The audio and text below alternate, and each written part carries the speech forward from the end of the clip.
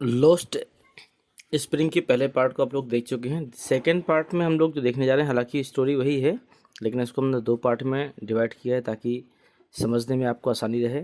तो second part में हम आपको जो बताने जा रहे हैं यहाँ से बताएंगे माई एक्विटेंस से। तो चलिए शुरुआत करते हैं यहाँ से। आपका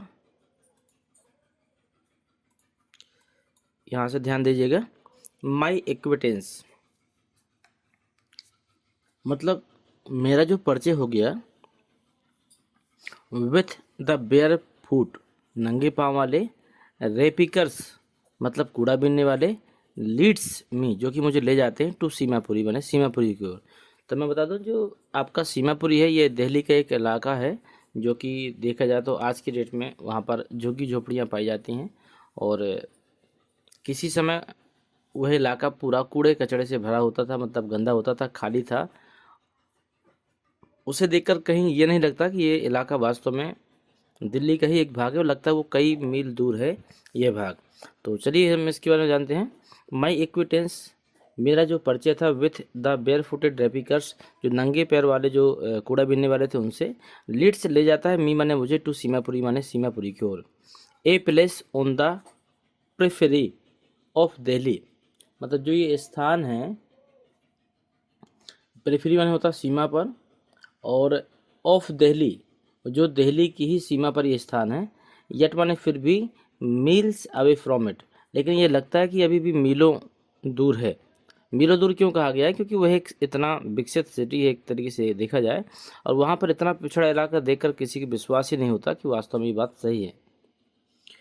मेटाफोरिकली लाक्षणिक रूप से हम उस पर विश्वास नहीं कर सकते, उसके लक्षणों को देखकर हम विश्वास नहीं कर सकते। दोज हु लिव जो लोग वहाँ रहते हैं, हेयर आर स्क्वेटर्स मतलब वो सब गैर कानूनी रूप से रह रहे हैं। Who came for Bangladesh from Bangladesh जो कि बांग्लादेश से आए हैं और गैर कानूनी रूप से वहाँ पर रह रहे हैं। बैक इन 1971 लगभग 1971 से वो लोग बांग्लादेश से आने के बाद में यहाँ पर रह रहे हैं। उनका यहाँ पर कोई भी निज निवास नहीं है, फिर भी वो यहाँ पर रह रहे हैं। साहेब से फैमिली साहेब की जो परिवार था, इज एमंग देम वो भी उनमें से एक था।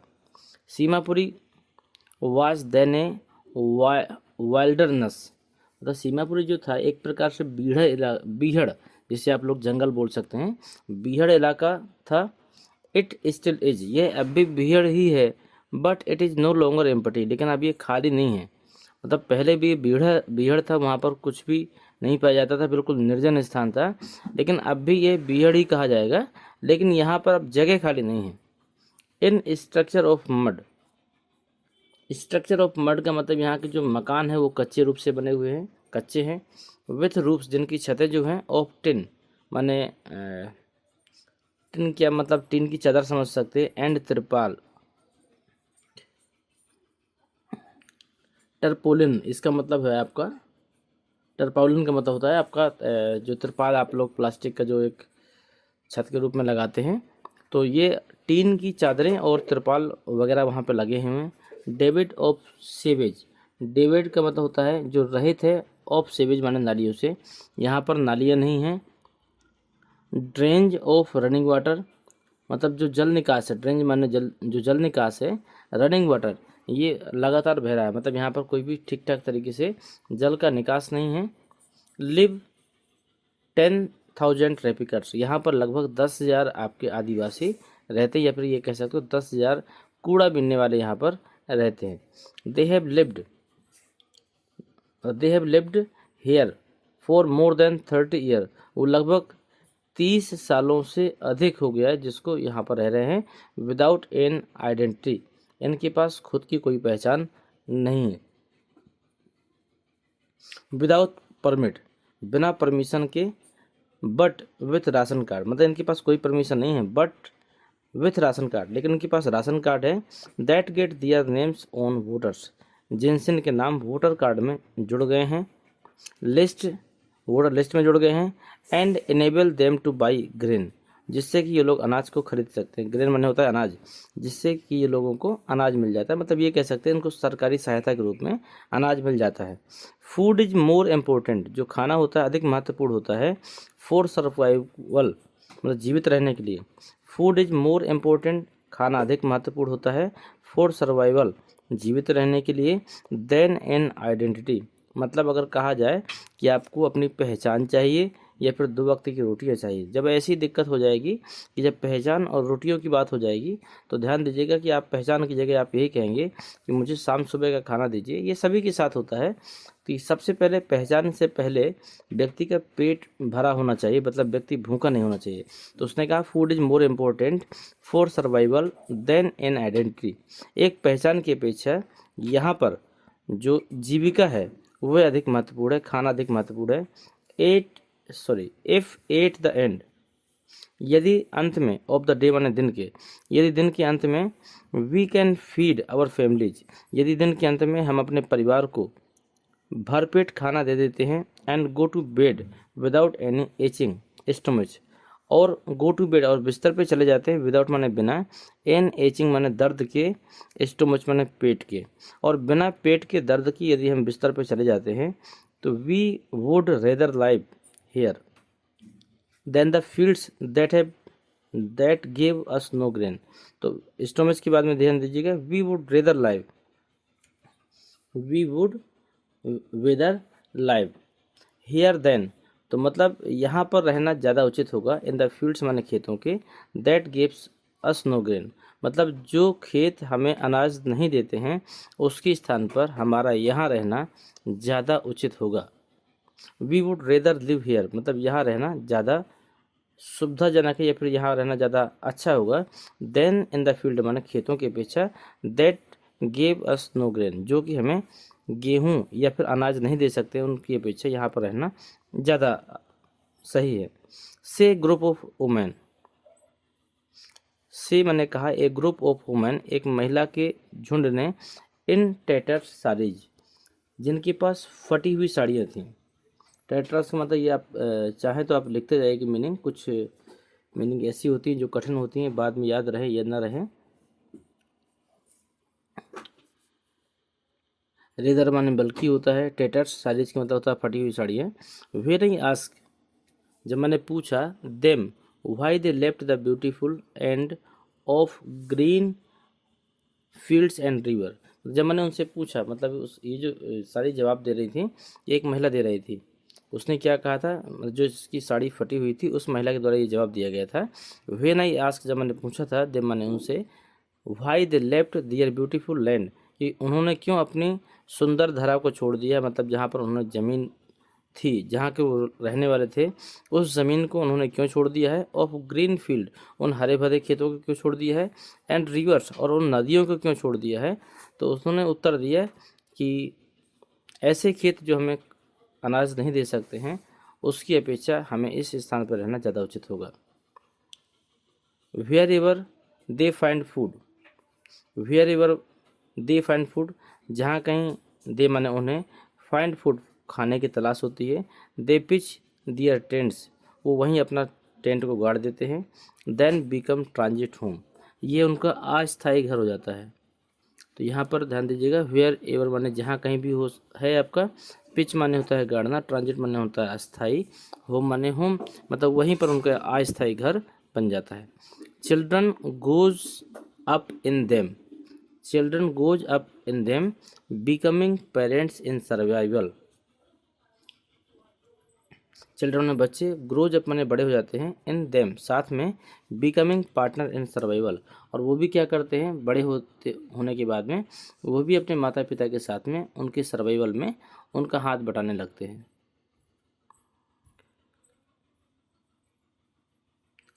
ठीक है, इसका फिर से आप ध्यान दीजिएगा, इसी लाइन को मैं दोबारा बता रहा हूँ। And sorry children grow up in them बच्चे बड़े हो जाते हैं, ठीक है, और become partners in survival, become parents, parents माने माता पिता, इन सर्वाइवल माने जीविका, और वो भी क्या करते हैं, बिकमिंग माने साथ देने लगते, साथ हो जाते हैं, साथ देने लगते हैं, पार्टनर्स माने साथी बन जाते हैं इन सर्वाइवल और उस जीविका में वो भी अपने माता पिता के पार्टनर्स हो जाते हैं। पेरेंट्स में पढ़ रहा था, ये गलत शब्द पढ़ रहे थे हम, ये पेरेंट्स नहीं, पार्टनर्स है, ठीक है। तो कहीं ना कहीं उन बच्चों के लिए कहा गया कि जो बच्चे हैं वो भी बड़े होने के बाद में वो अपने माता पिता के पार्टनर हो जाते हैं और उस जीविका में उनका हाथ बटाने लगते हैं।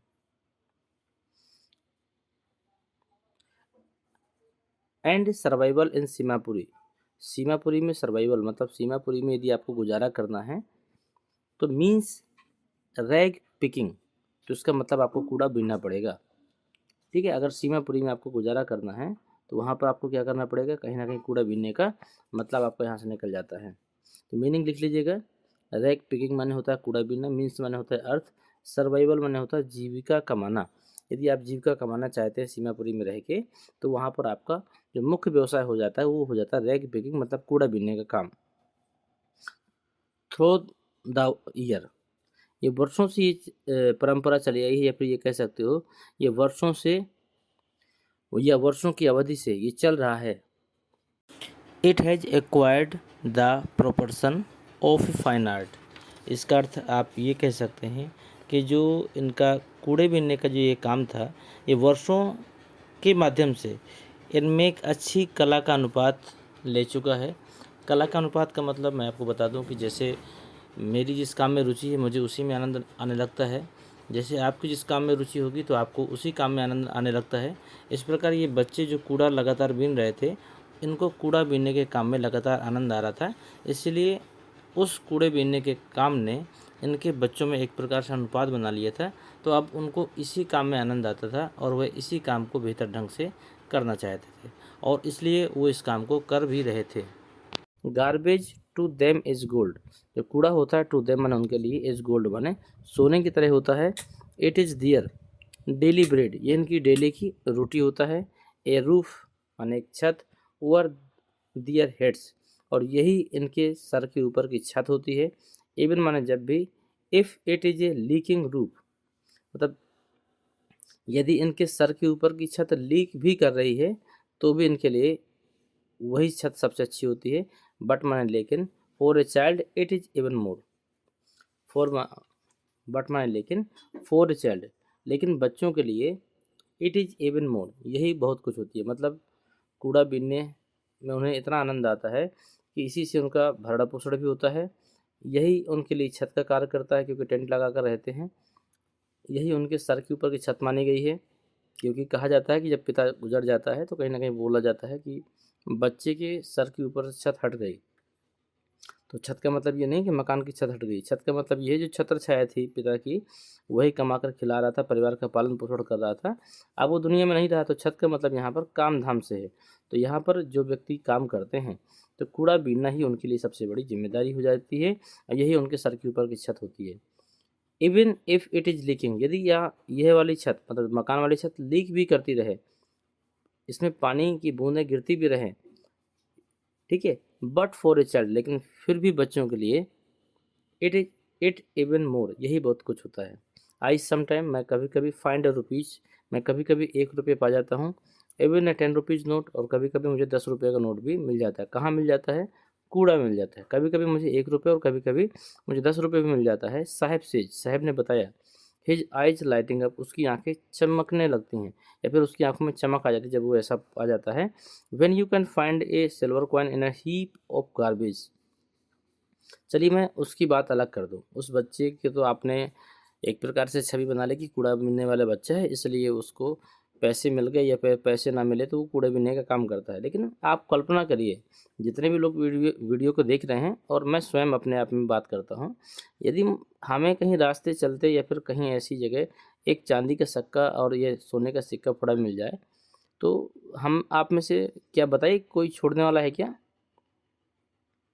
भाई मैं तो उठा लूँगा, ठीक है।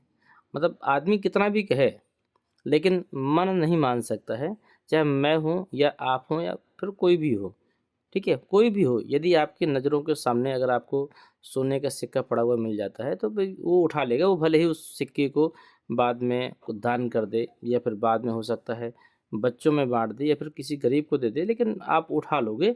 और यही मैं करूँगा। भले ही अगर हमारा मन गवाही नहीं देता है तो हम उसको किसी अच्छे कामों में लगा सकते हैं, भले ही हम उसको अपने पास ना रखें लेकिन वहाँ से उठा लेंगे। तो एक यही चीज़ होती है कि ये एक तरीके से उत्सुकता होती है। तो इसमें क्या बोला गया है ध्यान दीजिएगा, कि जब भी मैं 1 रुपये या 10 रुपये पा जाता हूँ तो साहिब से साविश क्या कहता है, हिज आइज लाइटिंग अप, तो उसकी आंखें चमकने लगती हैं।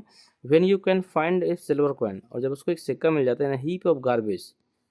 व्हेन यू कैन, अब इसमें आपके लिए बोला गया, यदि आप can find A silver coin, यदि आपको एक सिल्वर का सिक्का मिल जाए ना हीप ऑफ गार्बेज, कूड़े के ढेर में, तो यू डोंट स्टॉप स्क्राउचिंग, तो आप कभी नहीं बंद करेंगे स्क्राउचिंग मैंने खोजना, तो मतलब आप खोजना चालू कर देंगे या फिर आप लगातार खोजते रहेंगे, आप खोजना बंद नहीं करेंगे। फॉर देयर इज होप, वहाँ पर एकमात्र आशा होगी, और फाइंडिंग मोर, कि मुझे कुछ और मिल जाए। मतलब यहाँ पर अगर हमें एक सोने का सिक्का मिल जाए, चांदी का सिक्का मिल जाए, तो हम उस कूड़े के ढेर को और भी ज़्यादा खोल सकते हैं, और भी ज़्यादा उसमें स्क्राउचिंग मैंने खोज सकते हैं। किस उम्मीद में कि शायद इसमें और भी कुछ मिल जाए, और भी ज़्यादा सिक्के हों।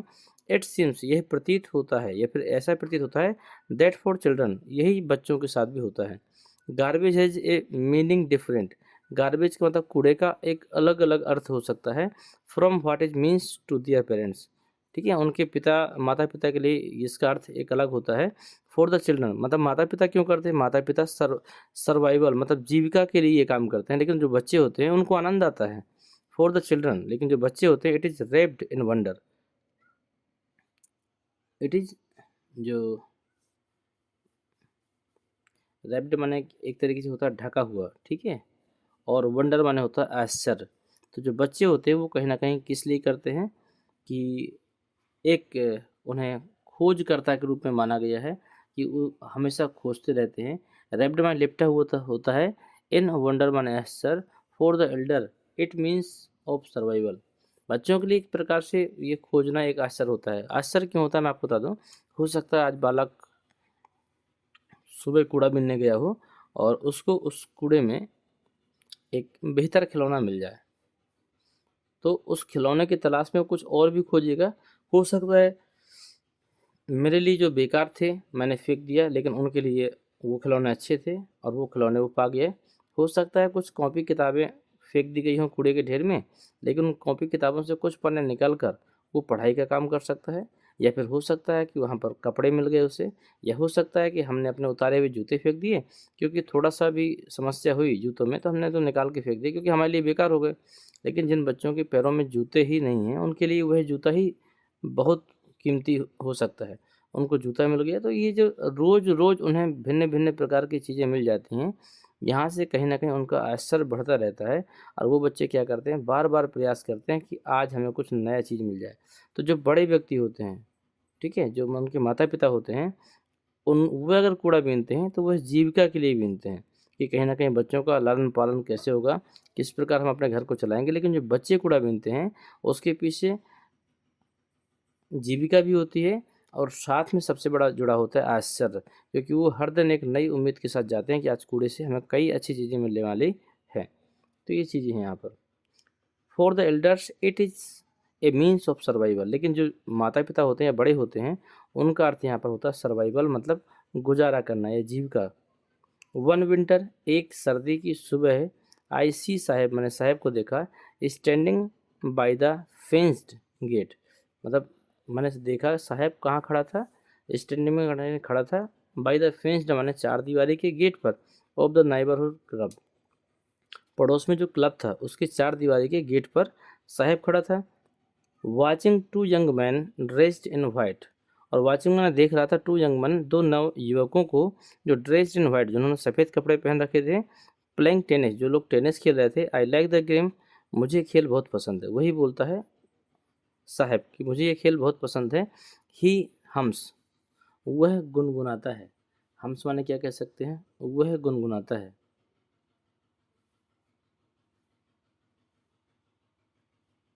इसके बाद में कंटेंट कहाँ गया,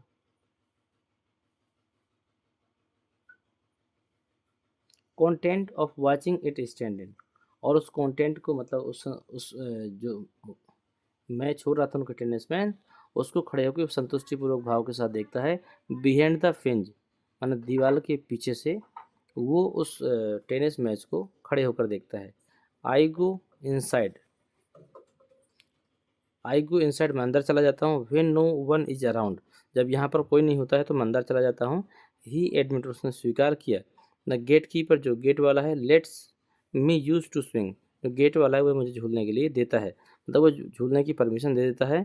साहेब too is wearing tennis shoes, Saheb too is wearing, Saheb ने भी वेयरिंग मैंने पहन रखे थे tennis shoes, that look strange, लेकिन वो अजीब दिख रहे थे। साहेब ने भी टेनिस शूज पहन रखे थे, लेकिन वो कैसे थे, वो अजनबी थे। क्यों अजनबी थे उसको भी देख लेते हैं।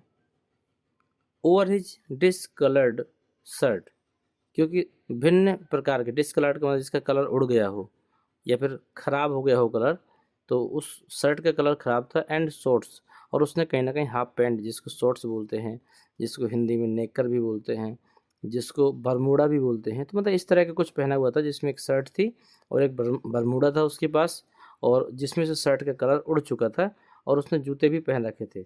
समवन गेव देम, समवन किसी ने, गेव देम जो कि उसको दे दिए थे, टू मी मैंने मुझे, जिसे किसी ने मुझे दे दिया था, मतलब जो जूते थे उसे किसी ने मुझे दे दिया था। एंड सेज, और उसने कहा, in the manner of an explanation, और यह चीज़ उसने क्या की, मोर एक्सप्लेनेशन का मतलब होता है, आप मोर माने अधिक और एक्सप्लेनेशन माने होता है वर्णन, ठीक है। तो उसने वर्णन करते हुए कहा कि किसी ने मुझे दिया है, वह एक स्पष्टीकरण के तरीके से इस बात को आपको दर्शाना चाहता है, ठीक है। आगे देख लीजिए, द फैक्ट माने सत्य, that they are discoloured shoes, मतलब डिसकलर्ड होना चाहिए, गलत लिखा हुआ लगता है, डिसकलर्ड होना चाहिए,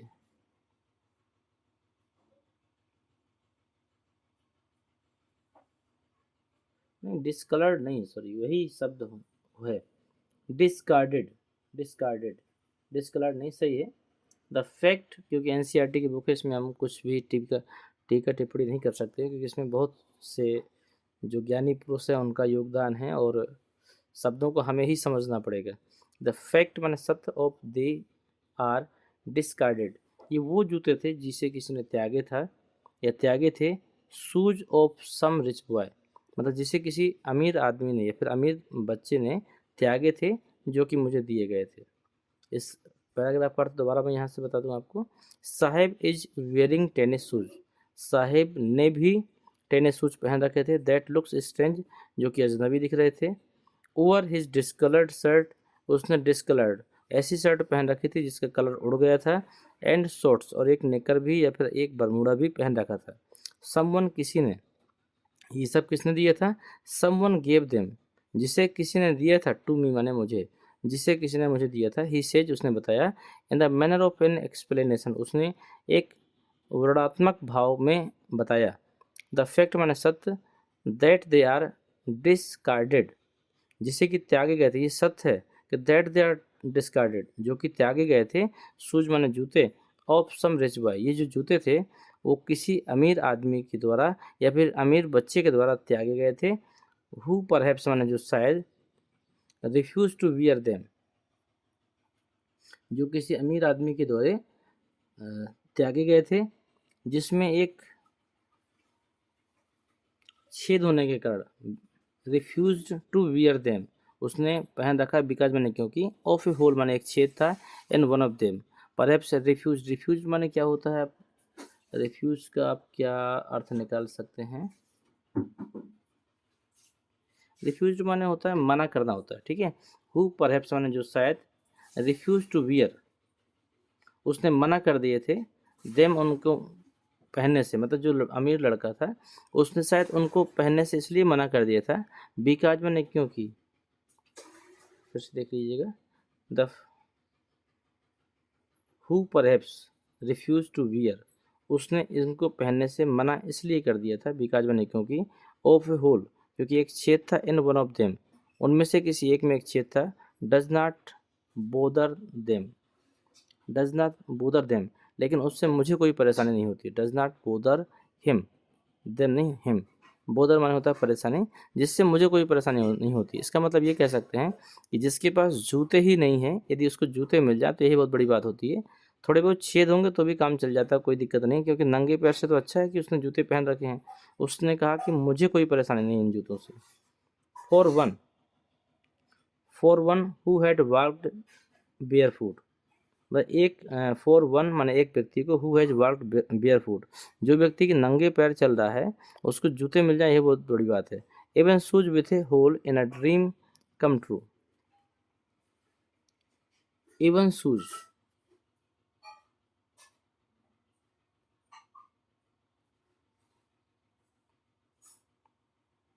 even shoes with a hole is a dream come true. इसका अर्थ आप निकाल सकते हैं कि ड्रीम का मतलब सपना, कम ट्रू माने सच हो रहा है। तो आप ये कह सकते हैं कि जो नंगे पैर वाला व्यक्ति है उसको यदि छेद वाले जूते भी मिल जाते हैं ना, तो वह ऐसा लगता है जैसे उसके सपनों में कुछ जान पड़ रही है, या फिर वह उसका सपना सच होने जा रहा है। ठीक है, यदि हम भी कोई बहुत बड़ी उम्मीद करें, उनमें से कुछ उम्मीदें अगर पूरी हो जाती हैं ना, तो हमको भी कभी कभी ऐसा लगता है कि हाँ, हमारे सपने लगातार पूरे हो रहे हैं या फिर पूरे होने जा रहे हैं, ऐसा हम लोग सोच लेते हैं। तो ऐसा वो भी सोच रहा है कि जिसके पैरों में जूते ही नहीं थे उसको छेद वाले जूते भी मिल जाए ना, तो उसको ऐसा महसूस होता है कि उसके सपने पूरे हो रहे हैं। आगे देखिएगा, बट माई लेकिन the game he is watching so intently is out of his reach. Out of his reach का मतलब होता है पहुंच से बाहर। फिर से देखिएगा इसको, बट द गेम, लेकिन जो ये खेल था, ठीक है, लेकिन जो ये खेल था वह इतने गौर से देख रहा था। इंटेंटली माने होता है नज़दीकी से, तो वह उस खेल को इतना नज़दीकी से देख रहा था, लेकिन वह जानता था कि वह उसकी पहुंच से बाहर है। फिर से देख लीजिए, बट द गेम, लेकिन ये खेल, ही इज वॉचिंग, जिसे वो देख रहा था, सो इंटेंटली माने इतना नज़दीकी से, is out of his reach, लेकिन ये खेल कैसा था, उसकी पहुंच से बाहर था। दिस मॉर्निंग, इस सुबह, Saheb is on his way to the milk booth. इस सुबह जो साहब था वो क्या करने लगा, इस सुबह साहब एक मिल्क बूथ पे काम करने लगा था, या फिर ये कह सकते हो साहब इज ऑन हिज वे, साहब रास्ते में था, to the milk booth. Milk booth का मतलब जहाँ पर दूध वगैरह मिलता है, उस जगह को आप लोग मिल्क बूथ कह सकते हैं। तो इसके मतलब क्या निकला कि आज सुबह साहब दूध लेने जा रहा था, और क्या था, इन हिज हैंड, और उसके हाथ में, इज ए स्टील कनस्टर, और उसके हाथ में एक स्टील का कनस्टर था। I now work in a tea stall down the road, मैं अब वर्क माने काम करने लगा हूँ, इन अ टी स्टॉल माने एक चाय की दुकान पर, डाउन द रोड माने रोड के उस पार। ठीक है, इसका मतलब आप कह सकते हैं मैं अब सड़क के नीचे या सड़क के उस पार चाय की दुकान में काम करने लगा हूँ। ही सेज माने उसने कहा, pointing in the distance, pointing in the distance का मतलब वो दूरी का इशारा कर रहा है। पॉइंटिंग का मतलब जिस जगह पर वो काम करता है तो वहाँ, और इन द डिस्टेंस माने दूरी से, तो उस जगह के लिए दूरी से इशारा करता है। और क्या कहता है, आई एम पेड, मुझे मिल जाते हैं 800 rupees and all my meals, मुझे 800 रुपये मिलते हैं और मुझे पूरा खाना मिलता है। मतलब मैं जितने बार भी दिन में खाना खाना चाहूँ मुझे पूरा खाना दिया जाता है। Does he like the job, does he like the job, क्या आपको लगता है कि जॉब उसको पसंद होगी। आई आस्क हिज फेस, मैंने पूछा, हिज फेस माने उसके चेहरे को देखा, मैंने उससे पूछा क्या इसको ये नौकरी पसंद है, और मैंने क्या किया, उसके चेहरे की ओर देखा। तो आगे क्या लिखा है, ध्यान दीजिएगा, हैज लोस्ट, जो खो गया था, द केयर फ्री लुक, जो कि अब चिंता मुक्त होना गायब हो गया था, मतलब उसके अब चेहरे पे कोई चिंता ऐसी नहीं थी।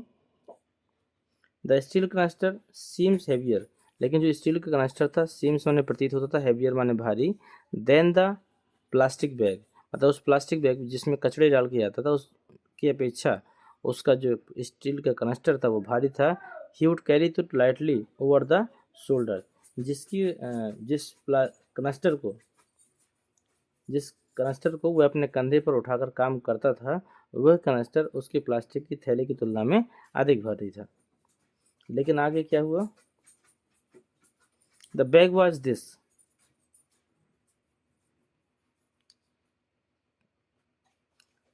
द बैग, नहीं ये पूरा आपको मिलाना पड़ेगा, फिर से ध्यान दीजिएगा इसको। The steel canister seems heavier, steel का कनस्टर भारी प्रतीत हो रहा था, than the plastic bag, plastic bag की अपेक्षा, he would carry so lightly, जिसको वो आराम से लेता था, ओवर हिज शोल्डर, अपने कंधों में जिसे वो आराम से टांग लेता था, उसकी अपेक्षा अब यह भारी है। The canister belong to the man who owns the tea shop, the canister जो कनस्टर का था, कनस्टर को जो संबंध था, मतलब कनस्टर जिसका था टू द मैन उस व्यक्ति का था, who owns the tea shop जिसकी खुद की चाय की दुकान थी। Sahib is no longer his own master, Sahib जो था नो लॉन्गर अब अधिक समय तक नहीं रह गया था, हिज ओन मास्टर अपने आपका मालिक, तो इसे आप कह सकते हो साहिब अब अपने मर्जी के मालिक नहीं रह गया था। तो यहाँ तक ये अध्याय था, मुझे उम्मीद है आपको समझ में आया होगा, एक एक चीज़ों को बताया गया है। फिर भी अगर कोई लाइन नहीं समझ में आई है तो आप उसे पूछ सकते हैं, और या फिर आप इस वीडियो को दोबारा देखेंगे तो चीज़ें आपकी क्लियर हो जाएंगी। अब इसका दूसरा पार्ट शुरू होगा जिसमें एक मुकेश की कहानी को आप लोग देखेंगे, तो इसके आप अगले पार्ट को देखेंगे क्योंकि अगले पार्ट में ये कहानी आपको समझ में आएगी। यहाँ तक अभी जो थी वह कहीं ना कहीं रेपिकर्स की कहानी थी, अब चूड़ी बनाने वालों की कहानी है। तो यहाँ पर एक स्टोरी को आप लोग और देखेंगे, तो अगली कहानी को देखना बिल्कुल ना भूलें, वो कहानी भी इससे भी ज़्यादा इंटरेस्टिंग है, आपको मज़ा आने वाला है, तो आप उस कहानी को ज़रूर देखिएगा। इसी के साथ हम वीडियो समाप्त करते हैं, लेकिन आपसे एक वादा किया था कि हमारा प्रयास रहेगा कि हम आपको पूरी तरह समझाएंगे और समझ में आया होगा, मुझे उम्मीद है। लेकिन आपको भी एक काम करना है कि आप कहाँ से हैं, कौन हैं जो इस वीडियो को देख रहे हैं, कम से कम अपना नाम, अपना एरिया आप लिखकर ज़रूर भेजिए, ताकि हमें लगे कि हमारा इस जो ऑनलाइन क्लासों का जो कार्यक्रम है वो कहाँ तक पहुँच रहा है, कहाँ तक के बच्चे इसको देख रहे हैं, मुझे खुशी होगी। अगर कुछ समस्याएं हों या फिर आपको लगा हो कुछ और बेहतर किया जा सकता है, तो आप कमेंट बॉक्स में जाकर सुझाव भी दे सकते हैं।